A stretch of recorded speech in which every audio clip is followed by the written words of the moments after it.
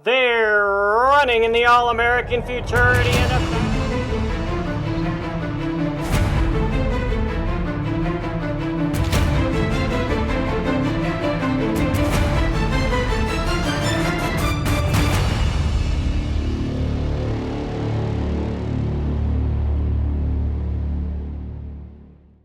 Well, hi everyone, and welcome to the Triple Crown Report, brought to you by Jones Bloodstock Insurance Agency. I'm Tim Keithley, along with Hall of Fame broadcaster Tom Dawson, as we prepare you for this first weekend of the Triple Crown, the Ruidoso Derby and the Ruidoso Futurity to be run this weekend. Triple Crown Report is brought to you by Jones Bloodstock Insurance Agency, Granada Farms, the American Quarter Horse Association, New Mexico Horse Breeders Association, Kavanaugh Quarter Horses, Kiss My Hawks, Speed Horse Magazine, and Rolling Still Vodka and Ponderosa Whiskey.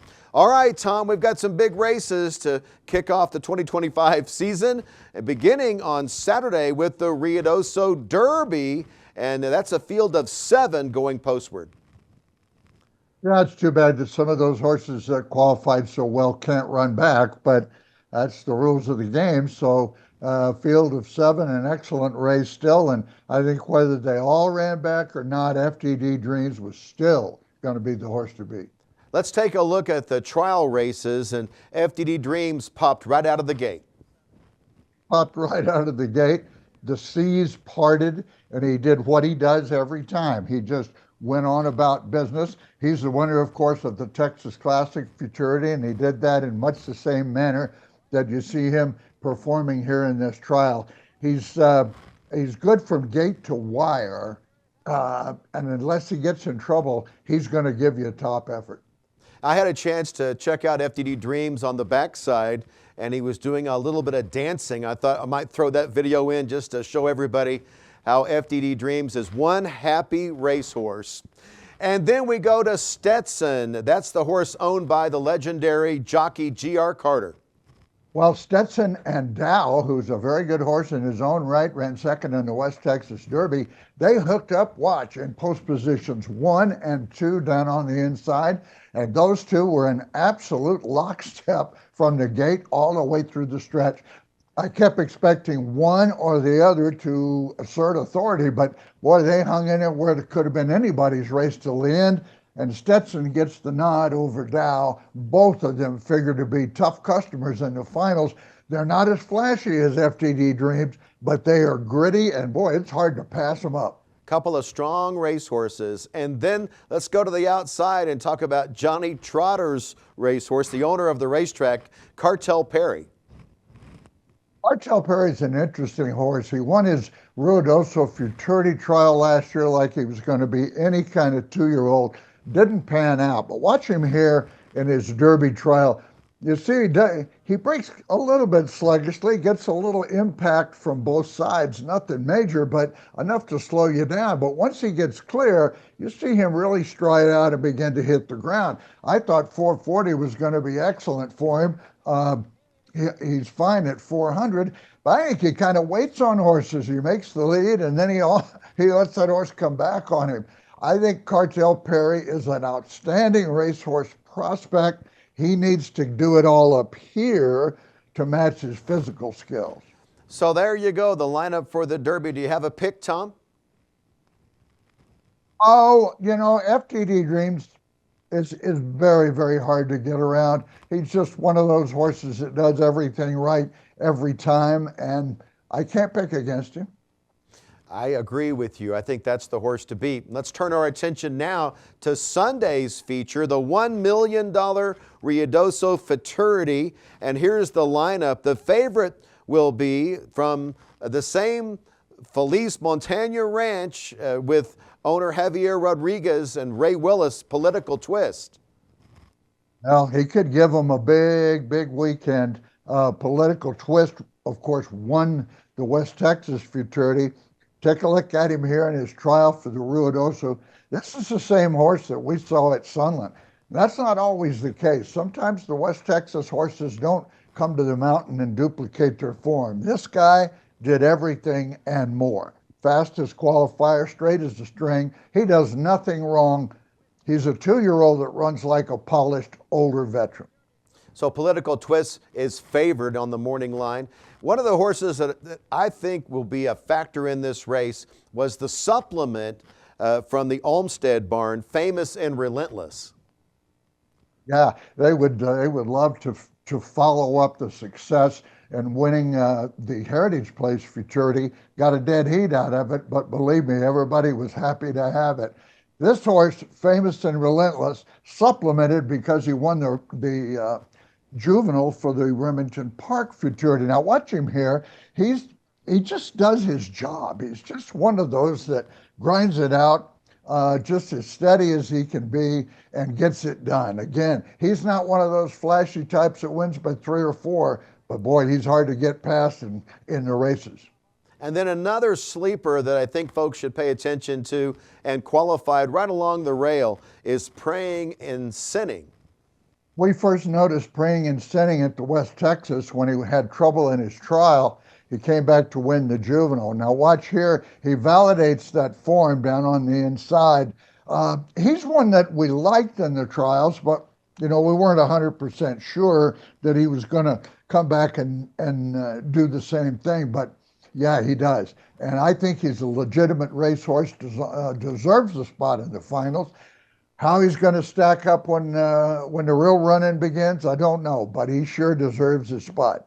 Do you have a pick in the Futurity? Well, I don't know yet. I think, Political Twist, I hate to sound like a chalk-eating weasel, but he's awful hard to get past a horse that's never done anything wrong, and he's already won a graded stake.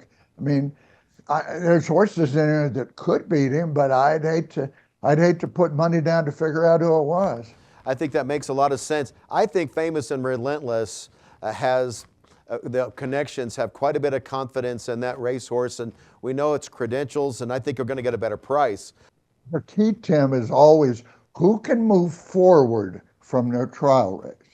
We're talking about with Political Twist, he outqualified the field by 25 hundredths of a second.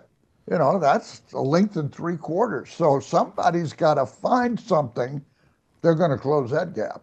And it's always important to watch that supplement money, because you put your money where your mouth is, and I think the connections think that horse is going to run. Should be a lot of fun, the Derby and the Futurity this weekend at Ruidoso Downs. When we come back, we're going to introduce you to a fantastic veterinarian that works every single day with the racehorses to keep them healthy and ready to go to the races. Dr. Megan Petty, when our Triple Crown Report returns. Be right back. The American Quarter Horse. They represent a new year, new opportunities, and exciting expectations to be winners. For over 30 years, Jones Bloodstock Insurance Agency has insured American quarter horses that include champions and their bloodlines. Jones Bloodstock Insurance Agency knows that your horse represents a large investment. Ensuring that investment will be the least overall expense an owner has in protecting that investment, whether it's a new foal, a new purchase, or a special runner. Jones Bloodstock Insurance Agency offers prospective full coverage to protect your investment from the very beginning, while in utero and when your foals are born. Jones Bloodstock Insurance Agency can insure them at 24 hours of age. Their family has made supporting the American Quarter Horse a priority. Jones Bloodstock Insurance Agency is proud to be a Triple Crown Report sponsor. Visit their website at jonesbloodstockinsurance.com for more information.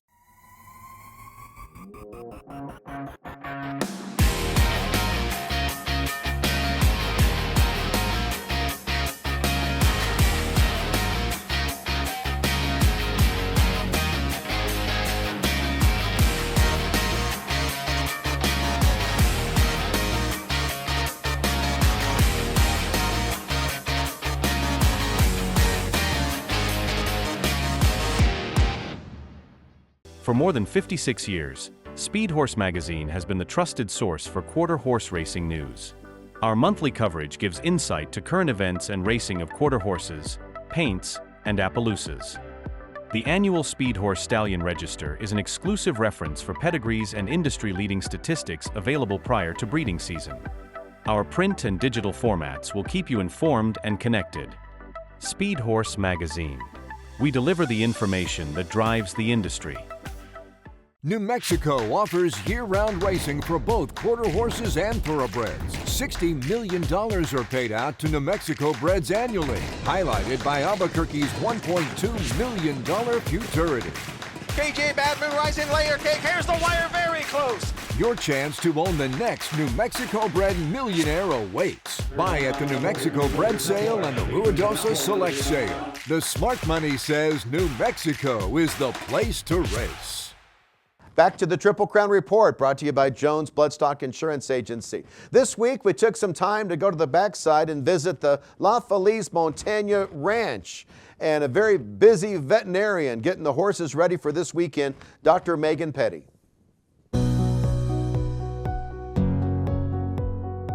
Here we are on the backside this morning with Dr. Megan Petty at the La Feliz Montaña barn area, where they have a lot of racehorses, not only here, but on the ranch in Hondo. And Dr. Petty, it's going to be a very busy weekend, but all of the activity begins, the public sees the show. Your job is to get the horses ready to go to post. That is correct, and that's, you know, in our world is a team effort. I know anytime you talk to Javier Rodriguez, our owner, that he stresses the importance of our team, our guys here in the background, in the barn area, the grooms, Xavier, the trainer, and that also includes myself and Dr. Boyd Clement, who does kind of the day-to-day operation here at the racetrack as far as veterinary care. But yeah, we start every morning. We come in, and first stop is to walk down and just eyeball everybody in the stalls, have a conversation with each groom. Obviously, those guys know their horses better than anybody. You know, how are we doing? Did we eat? Anybody have any unexpected things occur overnight? And then we start our individualized approach with each horse, hands-on, jog down and back, and make sure we like what we see with every horse. We're watching you examine one of the race horses, and you're looking and feeling for heat. Tell us about that, what a typical exam is like for a horse. Sure. So, you know, it's just like any sort of athlete. You know, the musculoskeletal system is obviously of primary importance for a racehorse, but we also extend that to an internal exam where we may listen with a stethoscope to their lungs or their intestines. But a musculoskeletal exam, yeah, we're feeling for heat, we're feeling for any swelling, anything that feels different from one side to the other, because, you know, they're symmetrical. 4 legs, each side ought to feel pretty much the same. And any change, because we know our horses so well, we're here every single day with them, any change in that is going to be picked up really quickly, and then will lead us to further investigation, whether that's radiographs or ultrasound, or just closer inspection of the horse day to day. If you can make the analogy of, say, Indianapolis 500 or Daytona 500, these are well-conditioned athletes worth a lot of money, and that's important, and it's also important to keep checking the oil, the tires, to make sure that horse is ready to race. Of course, yeah, this is a sports car with a brain, so, you know, they give us a lot of clues. They tell us how they're feeling day to day. You know, some of them will pin their ears when we walk up to the stall, and others want a hug, and you know, we just take that responsibility very seriously to check and make sure, and whether they're a Ferrari or a VW Bug, you know, each one's important, and we want them to be performing at their best. You can't have a fast racehorse without a healthy racehorse. And as a veterinarian, you and everyone that works on the backside are very passionate about what you do because you love horses. Right. We love horses. You couldn't do this without loving it. This is a game of roller coaster proportions, ups and downs and highs and lows, and our situation's a little different because, as you say, we have a lot of horses at the ranch. We had 75 foals this year, and we have a lot of these horses that are in this weekend are homebreds for us, and so I was there for their creation and the breeding work. I foaled them out. Brian and I were there for their first breath, their first steps, and God willing, their first win picture. Well, we certainly hope to see you in the winner's circle this weekend. Congratulations for all your hard work, and best of luck this weekend in the Ruidoso Futurity and Derby and all the races for La Feliz Montaña Ranch. Thank you very much. Hope so. One Famous Eagle is a top 10 all-time sire in earnings and stakes winners. His latest champion is aged mare Famous Shining Star. He is the only stallion since 2012 to sire 3 All-American Futurity winners and 2 world champions. One Famous Eagle is number 3 all-time with $42,000 in average earnings per starter, and has sired the earners of over $38 million. Put history on your side at Granada Farms. Kavanaugh Quarter Horses is proud to own AQHA champion Uncle D. Last year's second leading freshman sire has qualifiers in several 2025 states. The $50,000 smart money incentive for Uncle D foals who are Grade 1 Futurity or Derby winners has been extended through 2026. $25,000 goes to Grade 2 and Grade 3 Futurity and Derby winners. Plus, he remains a Ruby Buckle Stallion. Difference maker Uncle D, standing at Lazy E Ranch. Kiss My Hawks is a two-time AQHA racing champion and multiple G1 winner of more than $1.1 million. The 2012 Sorrel Stallion is by tenthing dash out of the Trace Sace mare Romancing Mary. Kiss My Hawks progeny have earnings over $13.8 million from just 9 crops for race. He is the only sire in 2024 with 2 earners of $600,000+. Kiss My Hawks, proudly standing at the Lazy E Ranch.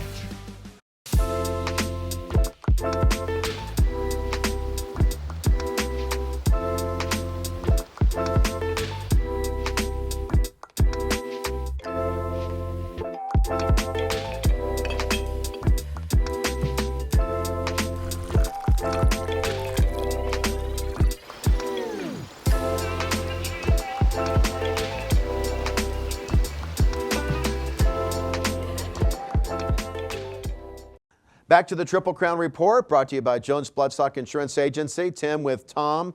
And this past weekend, we held trials for the New Mexico breds in the Mountaintop Futurity. We were at Remington Park getting ready for our shows, and we were watching on the simulcast. It guys got rained on, got a little wet over there. I think it was much needed rain. It made for a little sloppy going, but boy, there were some impressive performances nevertheless. And here's the top qualifier, Jinglewood. Robert Fox with the call. Set for the 8th. They're running. Jinglewood, sharp break from the far side. We have some bunching going on, bumping in the middle. It's Jinglewood in front. Back to the inside, Blues, Bandit at the rail, Hattie, and then BF Daddy's Outrage. But Jinglewood in a one-horse race. Jinglewood crushes them. Clint, you got quite a little racehorse. That was a fantastic time. I know the rains might have been a factor, but you had at least almost a tenth faster than any of the other qualifiers. Yeah, this horse has been training really good. Those 2 outs at Sunland really helped him, and he came in here very professional today. Ramon and them did a great job with him. I've been going back and forth to Remington, and they've been overseeing the barn and taking care of him, and he walked into the paddock today, and he was real professional. Well, Jinglewood was certainly fast, Tom, and I think they're starting to wonder whether or not Jinglewood should be in open company later this season. Let's see how he performs. He comes back. You know, he ran second in the New Mexico Spring Fling, which is their equivalent of the juvenile, showed some talent, closed well, and that certainly looked to be the case in his trial. Finished the race strong. And then on Sunday, we ran the Mountaintop Derby trials, and Harkin is tough to beat. Here's Robert. All in for a 7, final trial. They're running. Smooth break. Speed toward the outside. JLBI the Tiger. About damn time. King Sace. And back to the inside. Harkin is trying to make some headway. And here comes Harkin. Harkin now is taking the lead. Then it's about damn time. Trying to charge to the outside. And then King Sace. Harkin, the favorite, finally wins. Tom, do you think Harkin's the fastest New Mexico bred? I think right now that's the horse to be tough to beat in any race. Well, I think he is, because he's already beaten open graded horses in the West Texas Derby. And one of those he beat was the good horse Dow, who we just watched in the Ruidoso Derby trial. So yes, Harkin is on top of the leaderboard for New Mexico breds, as well as the qualifiers for this Derby. Going to be a fun weekend, and I understand you're going to be on the Cowboy Channel. Oh yeah, we're going to be live on the Cowboy Channel Sunday, 6 o'clock Eastern, 4 o'clock Ruidoso time, full coverage of the Ruidoso Juvenile and Futurity, and a complete recap of the action on Saturday from the Ruidoso Derby. Should be a lot of fun. Thanks, Tom. Very good. See you in a few days. Triple Crown Report is brought to you by Jones Bloodstock Insurance Agency, Granada Farms, the American Quarter Horse Association, New Mexico Horse Breeders, Kavanaugh Quarter Horses, Kiss My Hawks, Speed Horse Magazine, Rolling Still Vodka, and Ponderosa Whiskey. We'll see you next week for the Triple Crown Report.